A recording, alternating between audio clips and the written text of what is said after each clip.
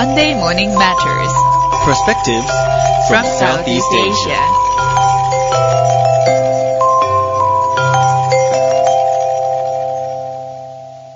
Hi, this is Arlene and you're listening to Durian ASEAN, the voice of discovery and sharing. At our Monday Morning Matters, we will talk about free trade that is a heated debate in Malaysia. But as we all know, when it comes to TPPA or Trans-Pacific Partnership Agreement, it's a trade within Southeast Asia that countries like Malaysia, Singapore and Vietnam are the ones that are in it compared to the rest of Southeast Asian. But today we are going to talk with Dr. Razeen, Director of the ECIPE. I'll ask him later on what does that mean. And he's going to share with us about TPPA. Is it free trade or fair trade? And why the Malaysian government specifically should look into it. Hi. Hello. Hi. Hello. Hi.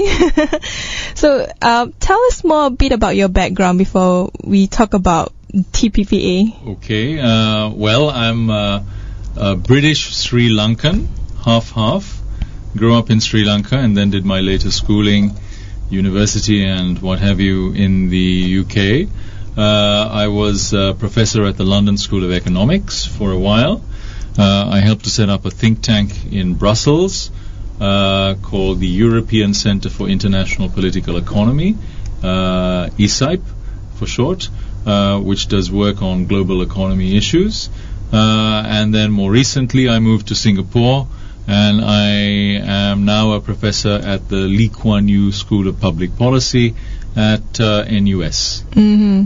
So being based in Lee Kuan Yew School of Public Policy means that you are looking at Southeast Asia and its relation towards free trade deeply, I suppose. Well, that's one of the things I look at. I cover other things besides, but much of my work is related to Asia on a broader canvas. It's Southeast Asia, but it's also East Asia, Greater China, Japan, South Korea, Taiwan, and South Asia as well. Mm-hmm. Before we dwell into TPPA, let's talk about free trade because you are a big advocate for free trade.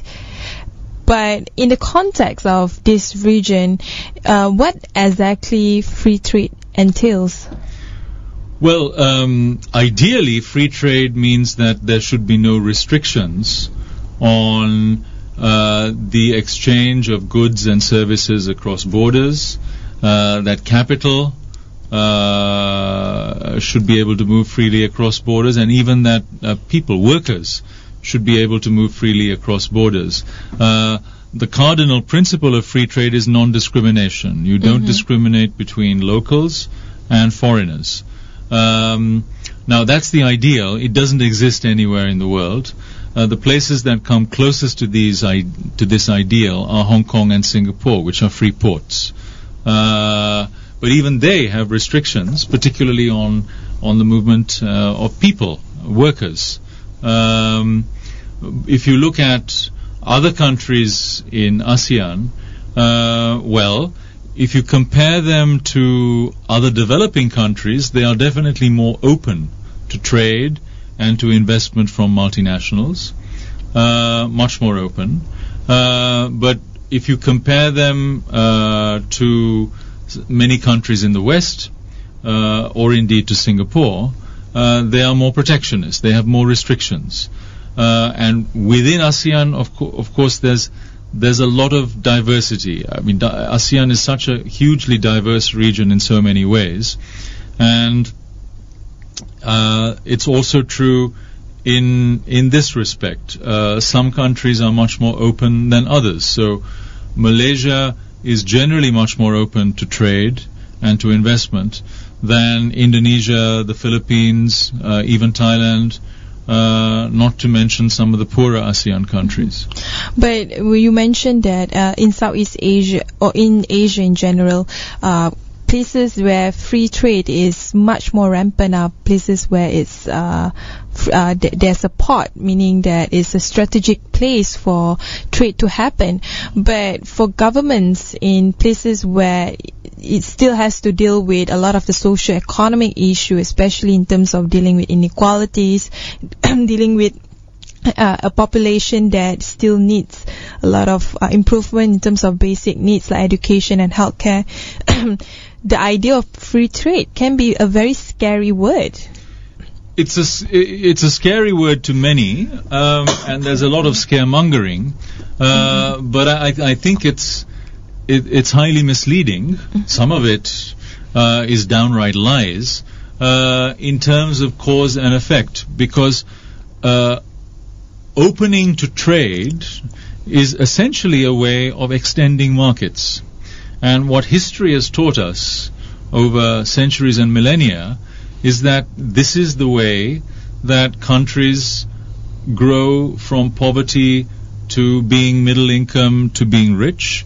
It is the way in which you take poor people out of poverty and give them life chances. In other words, freer trade, in the direction of free trade, let's put it that way, is very much part of the package of creating more growth, creating better jobs, and giving people more prosperity and better life chances. So, yes, it's easier to do if you're already a port where trade is your lifeblood, like Singapore. And it's no accident that much of the world's trade is still conducted among cities that are ports on coastlines that face out to the world. But bigger countries that have hinterlands and interiors, in order to grow, to become prosperous, need to open up to trade as well. The same logic applies. And if you're talking of, yes, the bigger the country, the poorer it is. Of course, the more pressing are the social problems, education, and so on. But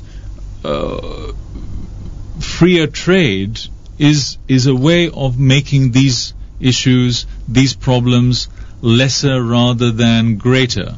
Because the greater the wealth you create, the more revenue the government has, the more it can spend on schools, on hospitals, on infrastructure, and so on. So what do you mean is freer trade doesn't mean the lack of government or a smaller government. It just means that the government should, the government can actually use this money to actually focus on probably improvise or strengthen its institution. That's the way it should work. I'm not a socialist or a social democrat. I don't believe in big government. I believe big government tends to do a lot of wrong things, and big governments also tend to be more protectionist.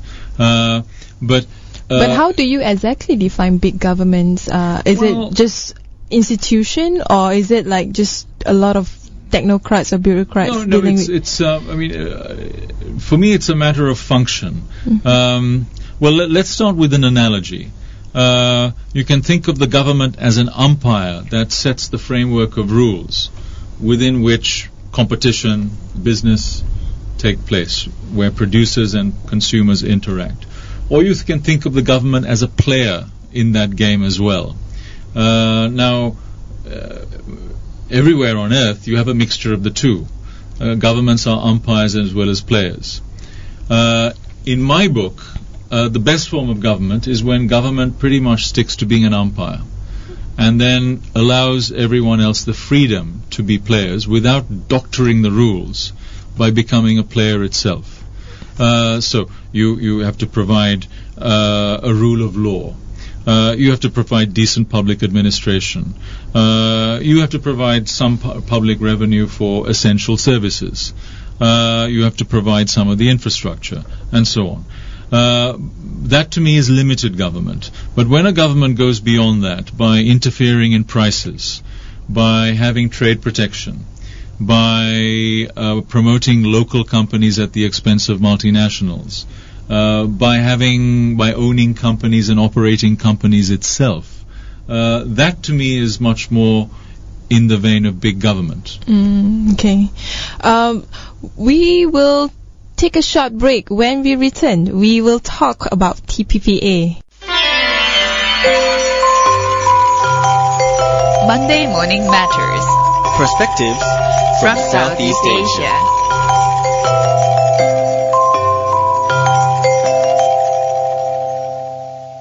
Hi, this is Arlene and we are back again with Dr. Razeen Sally. So, talking about TPPA, I know a lot of people already have an idea what TPPA is all about, but if you were to explain TPPA in a layman's point of view, what exactly is TPPA? Well, it's supposed to be a free trade agreement. And that's what happens when governments get together. It could be two or it could be more. And they decide they want to liberalize trade among themselves. So it starts with reducing the tariffs, preferably to zero, and then also coming to agreements on all sorts of complicated issues like how you regulate your services industries, opening up public procurement, opening up to foreign investment. These are the non-tariff barriers. Those are the non-tariff issues, intellectual property rights, making your standards compatible so you don't have to get products tested and certified all the time in lots of different jurisdictions. Those are many of the things that crop up in these free trade agreements. The WTO is the biggest free trade agreement in the world, and now next to EU. you much bigger because the membership of the WTO is 158. In the EU, it's still only 28. But when we talk of FTAs, we're generally talking of a much smaller club or smaller clubs than the WTO. Sometimes there are just two, which is a bilateral agreement, and sometimes there are three or more, a plurilateral agreement. The TPPA is a plurilateral agreement involving, 11 countries across Asia Pacific, and it's sometimes called a mega regional. Right? So it's not just within one discrete region like ASEAN. But why only now that US is embarking on TPPA? Because what makes US wanting to somehow venture into the realm of global trade bloc? Well, rather than relying on WTO, perhaps. Well, it's a progression because the US has been doing free trade agreements since the 1980s. It started with a very minor agreement with Israel, then came one with Canada, then a big one, NAFTA, Canada, Mexico, United States. Yeah. And then around 15 years ago, when the WTO wasn't doing particularly well, the US started doing bilateral FTAs with individual countries. And in this part of the world, it started with Singapore, then came Australia, then South Korea. There were some in Latin America and elsewhere. And then the idea came along to actually try and club these agreements, these separate bilateral agreements together, as well as bring new members on board. And it became the TPP negotiations.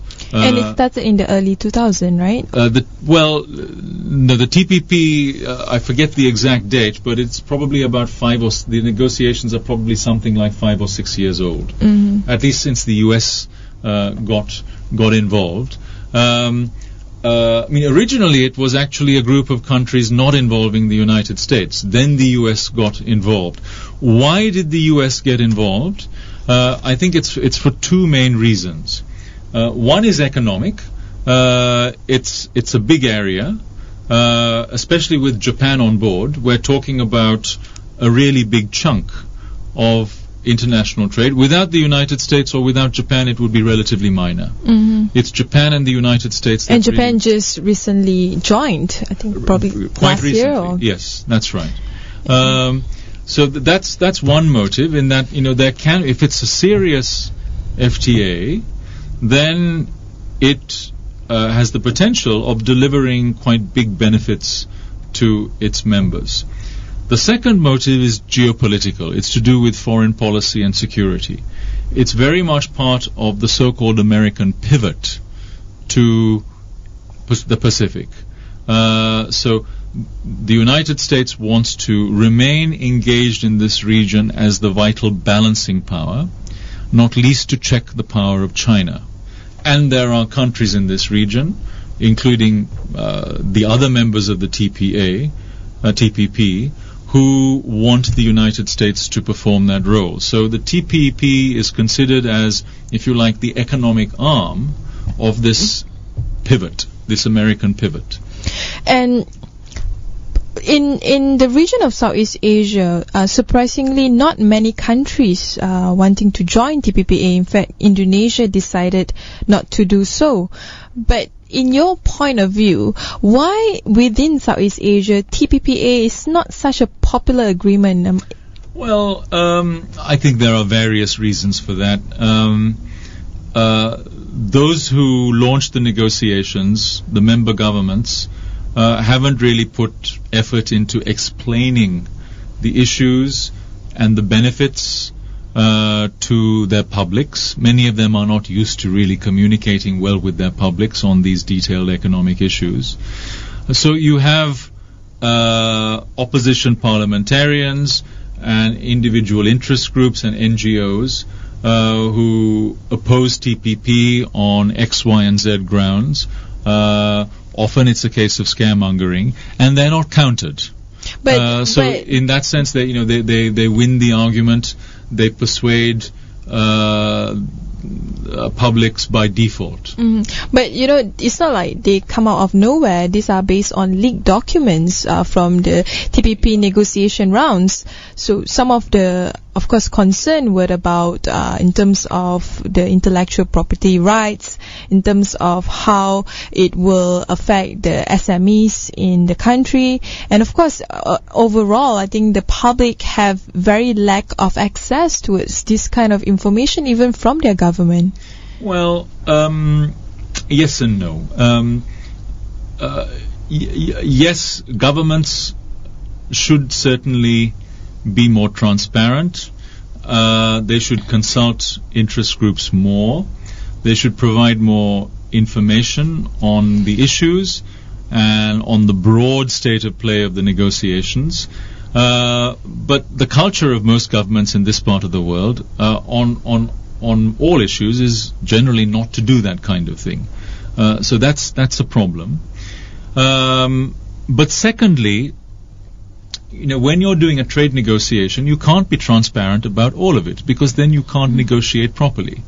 You need some space for the negotiators to get on with the job, while being as transparent and as consultative as you can. So it should be a balancing act.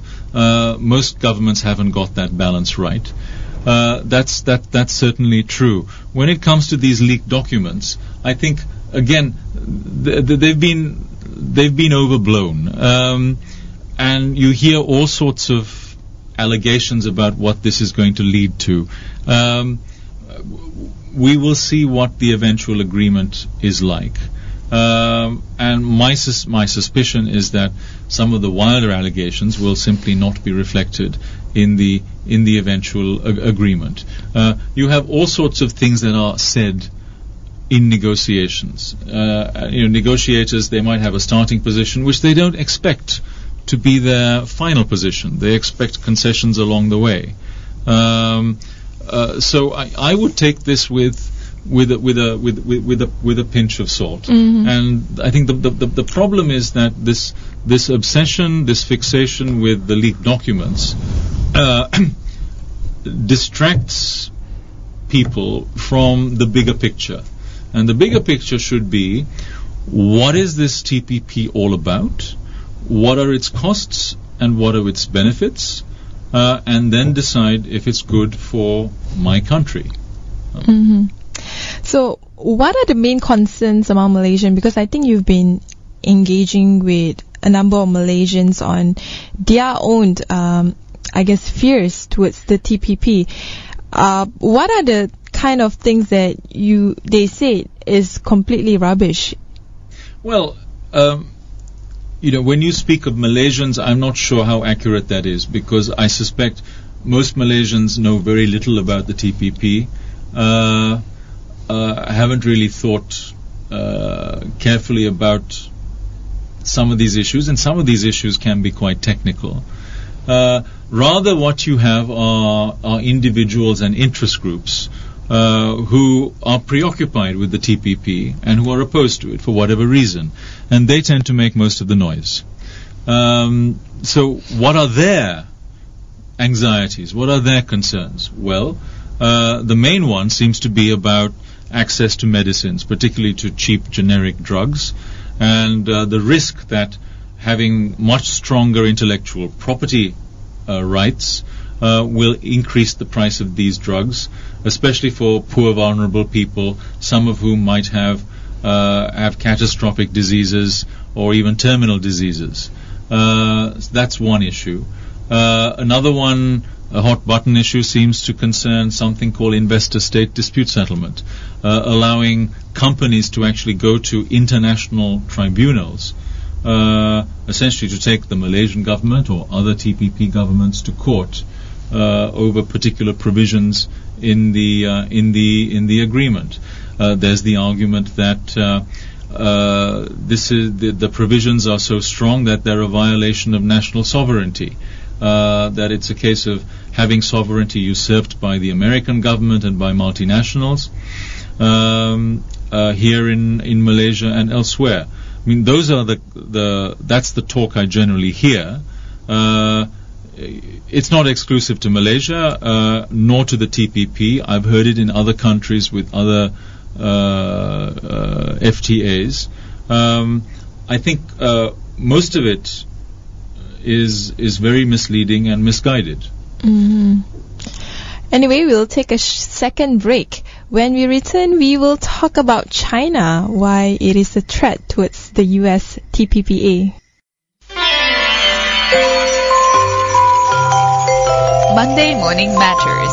Perspectives From Southeast Asia.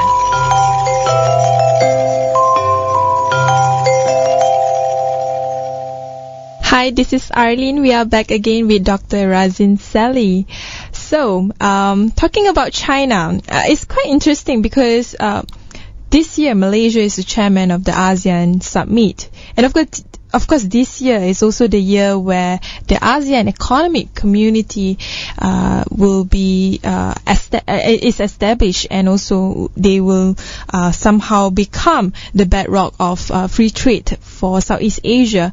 But at the same time, the dialogue partners, especially China, will has played a significant role in this region, and because of that, China has become one of the key player in propelling its own version of free trade agreement, and I'm talking about the Regional Comprehensive Economic Partnership. So what do you have to say about it? Well, China has a very different approach to the United States. China does what I would call trade light FTAs. The Chinese FTAs, they do something on tariffs, but they generally avoid the non-tariff regulatory issues.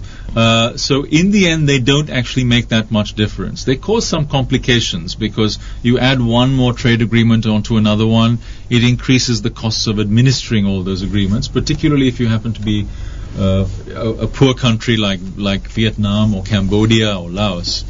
But you're not actually creating that much extra trade or investment through these FTAs.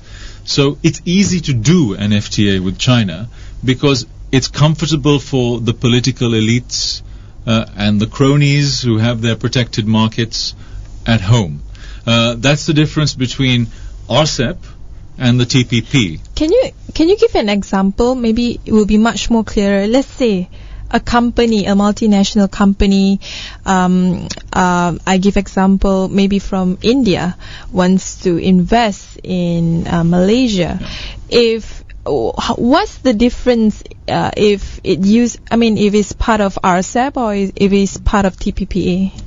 Well, let me give you a clear-cut example. RCEP has no provisions on public procurement, just as the AEC has no provisions on public procurement because that's considered too politically sensitive. the TPP has provisions on public procurement. So what the TPP will mean, if it's going to be a strong agreement, is that a company like General Electric, one of the really big multinationals in the United States, will be able to compete through open tendering for a lot of Malaysian government contracts, which it can't do at the moment because of restrictions in Malaysia. In RCEP, you don't have anything like that, so it's more comfortable for Malaysia.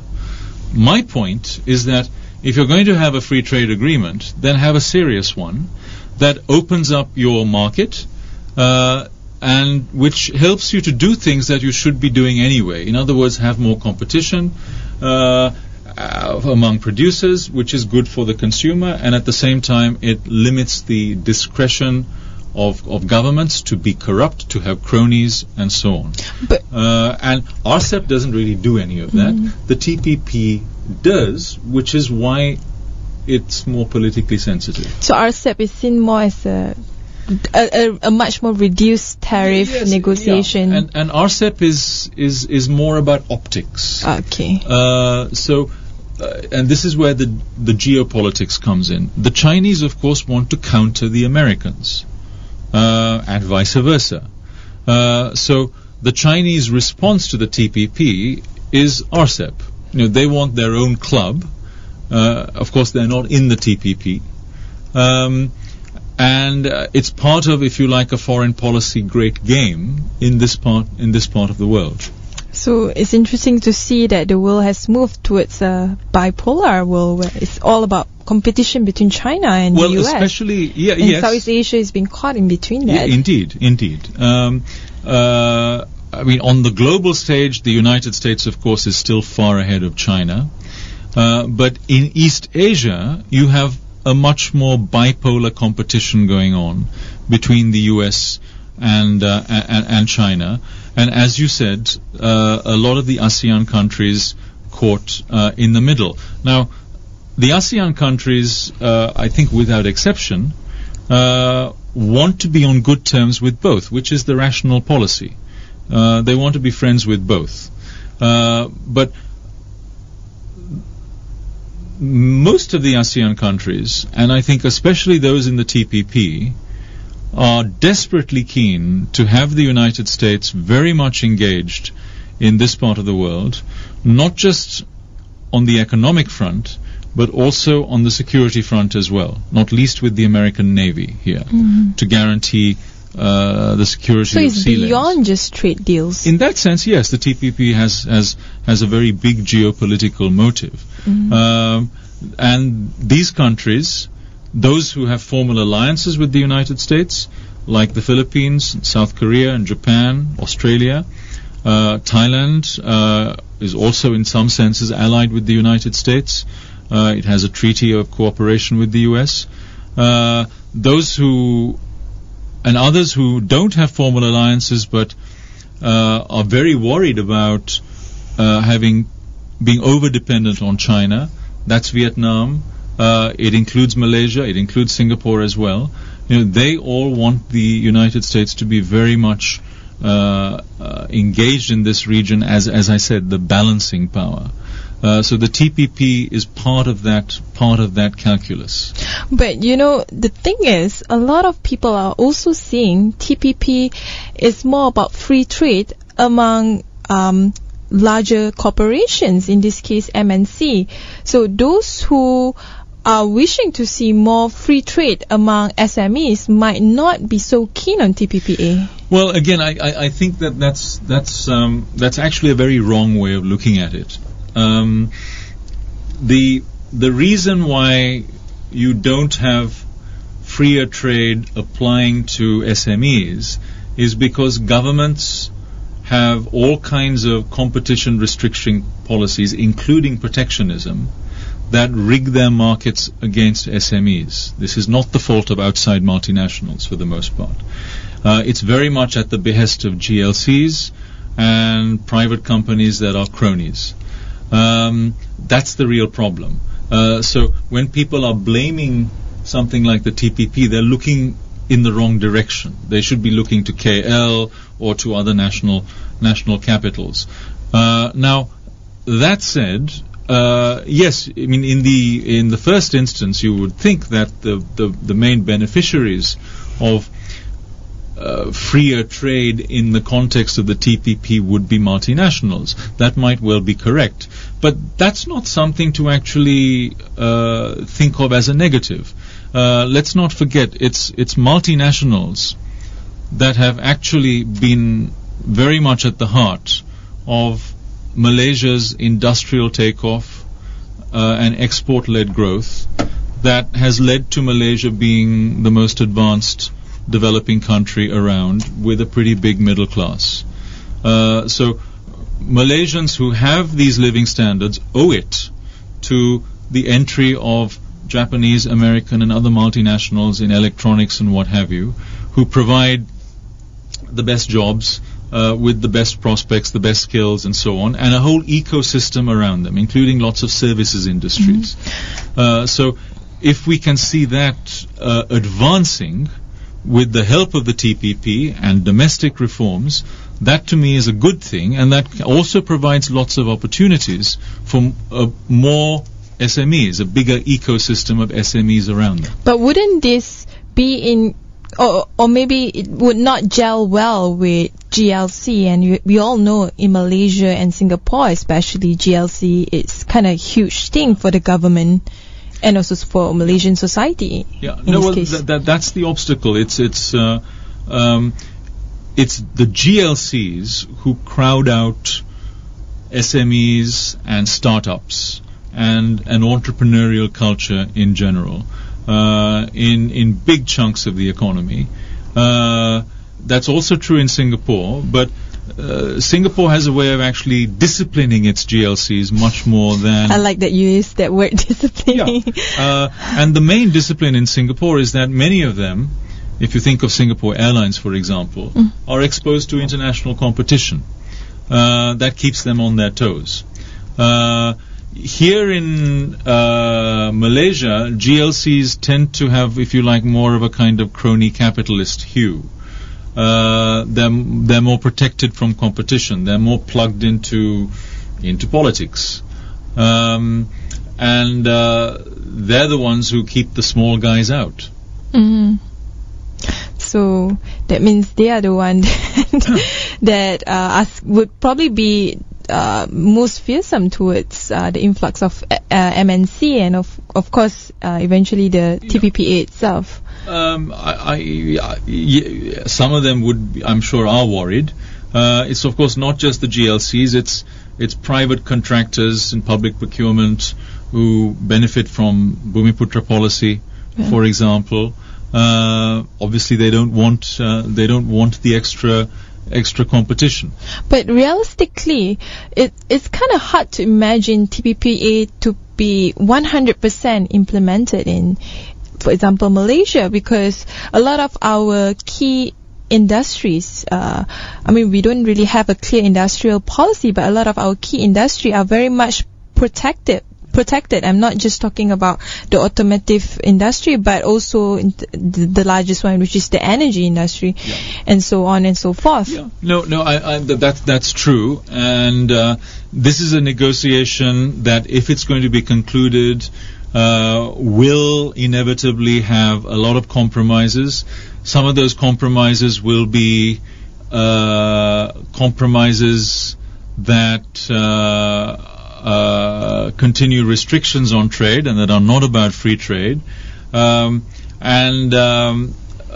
Malaysia will have to sign up to disciplines in various areas, including public procurement, if it's going to be a part of the TPP. But the price of Malaysia coming on board, may be having loopholes or exemptions here and there that provide that extra breathing space for all these companies you talked about. I'm just speculating here, but that's the politics. That's the politics of it. We'll see. And of course, this is happening at a politically very sensitive time here in Malaysia.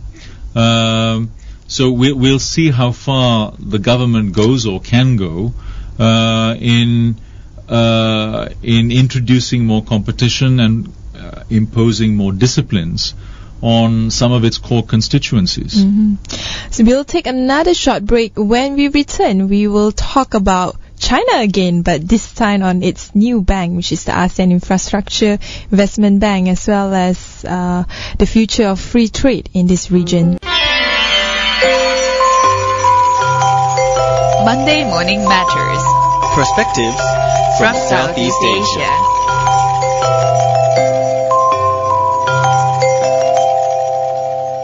Hey, this is Arlene. We are back again with Dr. Razeen Sally, of course. So, about China again. I think it's pretty clear now that China's ASEAN Infrastructure Investment Bank is something that will be a significant player globally. And of course, recently UK, which is the US biggest ally, just joined the bank itself, or the AIIB. But how the influx of U.S. allies coming into the bank, being part of the bank, would affect U.S. foreign policy, especially on its economic front? The U.S. seems to have played a very clumsy hand and been outmaneuvered and outplayed by China, at least for the moment.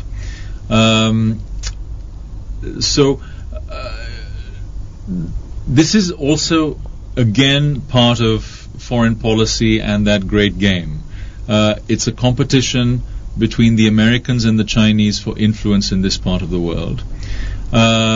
China feels that there are pretty severe limits to the way it can exercise influence in multilateral institutions, not least the IMF. Also in the main regional institution for infrastructure lending, and that's the ADB, which historically has been more or less controlled by the Japanese. Yeah.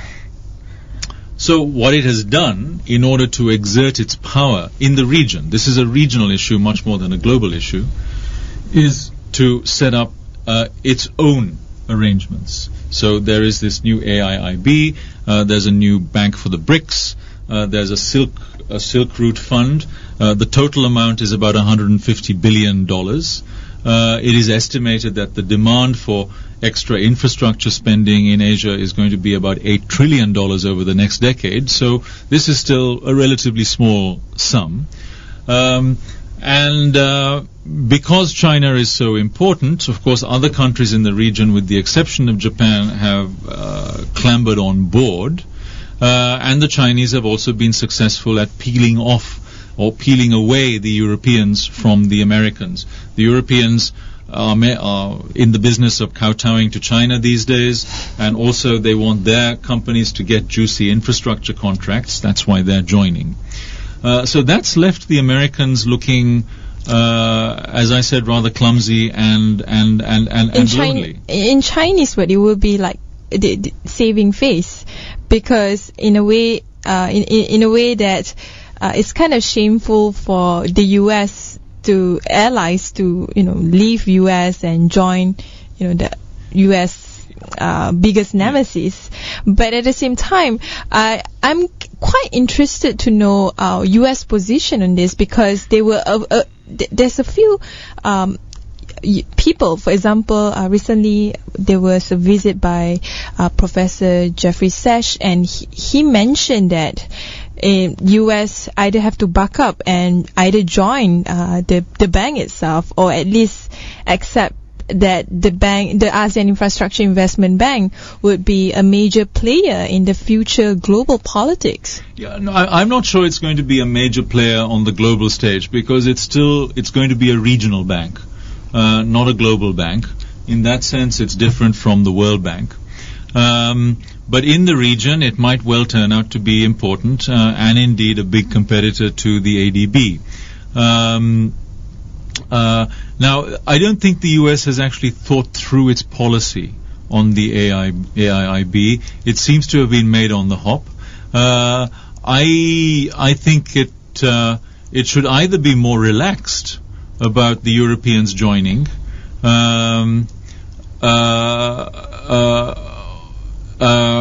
providing the Europeans insist on certain standards that this bank should follow from the inside, as it were, or perhaps more proactive in engaging through various mechanisms the AIIB itself, through the World Bank, through the ADB, and so on. So I think it's probably a mistake for the Americans to make this a kind of red line issue, because, well, others have already crossed that red line, and then the Americans lose face. There are more important fish to fry in this part of the world than saving or losing face over the AIIB, and one of those important fish is the TPP. So the way forward in terms of the TPP, because right now the general perception among either Malaysians or the regional society or community in Southeast Asia do not really have that positive perception. In fact, there are a few local Malaysian economists are advising Malaysian government against signing the TPPA, and instead probably look to our own trade investment, increase the trade volume within Southeast Asia, and also probably look at RCEP as our major free trade partners. These are not mutually exclusive. Malaysia needs to expand its trade and have more value added in its trade with countries all around the world. Yes, it's important to have more trade within ASEAN. It would be nice to move towards a single market. That's not going to happen for the foreseeable future because the ASEAN economic community is largely a fiction. It would be nice to have much more trade happening in East Asia more broadly and across to South Asia. So RCEP in concept is a good idea. In reality, as I said, it's not going to be that strong an agreement. But that's simply not enough. What is as important and maybe more critical is for Malaysia to be even more plugged in with the most advanced markets in the world, which are not in this part of the world. They are in North America and in Europe. So for export markets, for inputs, for technology, for ideas, for all those things that are necessary to upgrade the economic base, it's absolutely vital to have that key link to the West and to the United States in particular. So for those who think that there are alternatives to that, not complements, but alternatives, they're living in a world of make-believe. It's a fool's world. But the funny thing is, even EU is having its own mega trade agreement. Last question, towards Southeast Asia, the EU-ASEAN free trade agreement. So just want to know your opinion on that. Would it complement or actually reduce the significance of TPPA in this region? No, I don't think it would reduce the significance. I mean, ideally it would complement it, but it's probably not going to happen for some time. For one of the reasons being that the EU itself is now weak and it's divided. So its negotiations in Southeast Asia are effectively blocked. That's sad, but that's unfortunately the case. With that, thank you very much.